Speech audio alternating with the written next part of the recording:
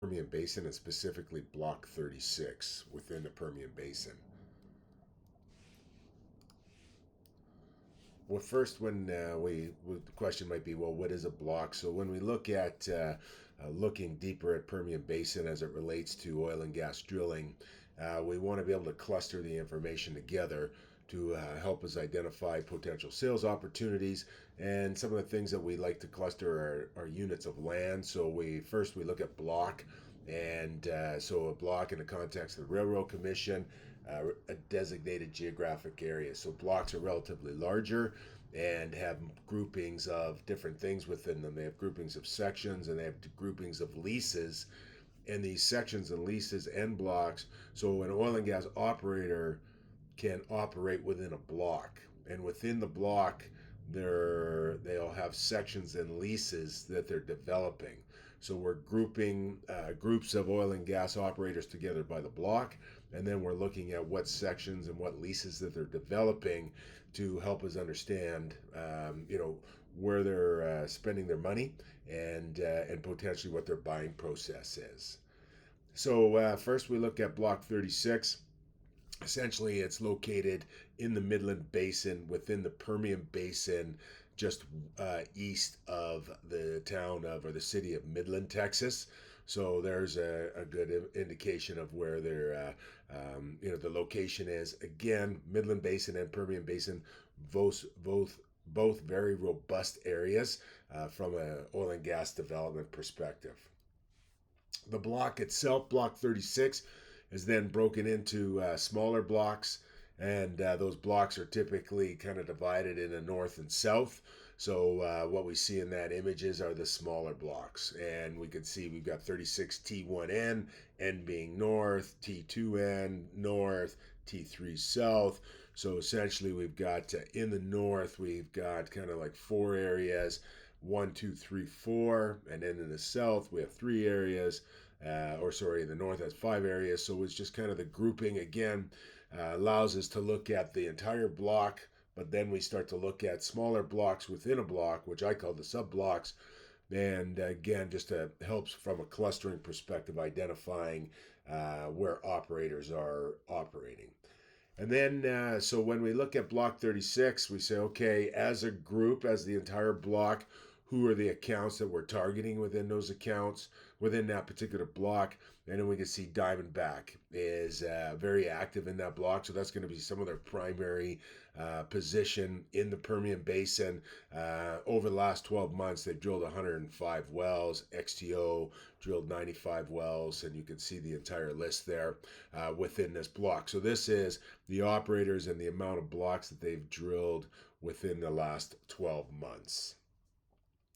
So now if we take a look just a little bit deeper down, well, what does that mean?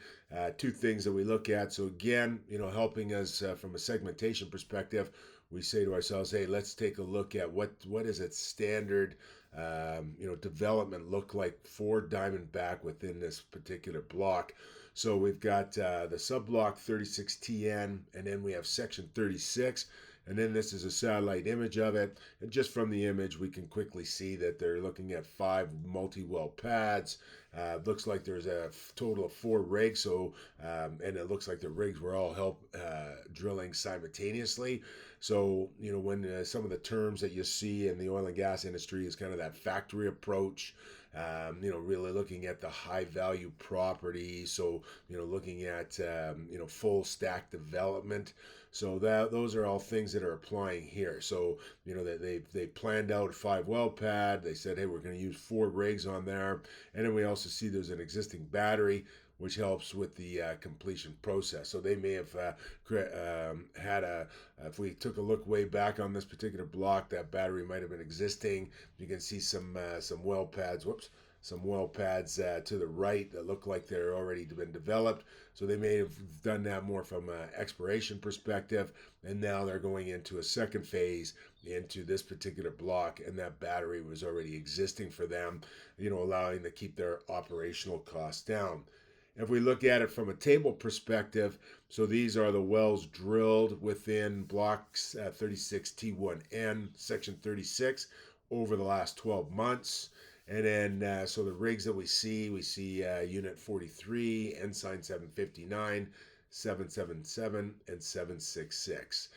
From a license perspective, the license date, they pretty much, is pretty close. They brought the license out in Q4 2023, and then essentially within a month of bringing the licenses out, they were spudding those particular wells. And so they did this. This was a Q4 2023 project.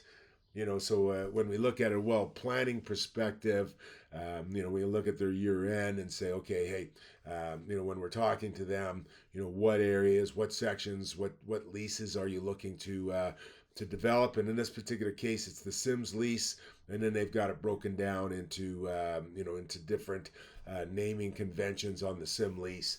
So as a Q4 2023 project, stack play, I don't know, I might be using the terminology slightly wrong there, sorry, is that the projected depths, there's multiple projected depths in this particular drilling program.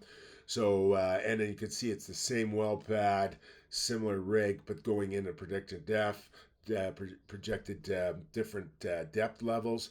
So ultimately, I'll call that a stack play. And then right now we also see the well status code that these wells, we had the battery there, are existing, and then these ones are all been completed but unperforated, so they're just going through the final process from a completions perspective. So pretty well developed piece of property and play for Ensign or for Diamondback. In conclusion, segmenting drilling activity in blocks, sections, and leases can help with identifying sales opportunities. So when we look at business intelligence, we want to say to ourselves, what's happened. So we look at what does an existing block development look like for them, what is happening.